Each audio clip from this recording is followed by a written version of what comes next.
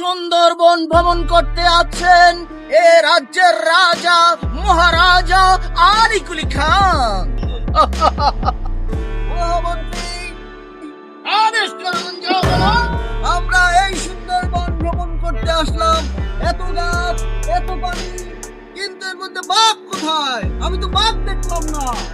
মহারাজা, আপনি কোনো চিন্তা করবেন না, আমি এক্ষুনি পদক্ষেপ নিচ্ছি। তুমি কি পদক্ষেপ নেবে? আমি সারাদিন বসে আছি, এখনো পর্যন্ত একটা বাঘ দেখাতে পারলে না। পাহাড়ের মাটি তছনছ করে কোথায় বাঘ আছে, বাঘের সন্ধান করে বাঘ ধরে এসে মহারাজার কাছে হাজির করা হোক। আমি বাঘ কোথায় পাবো?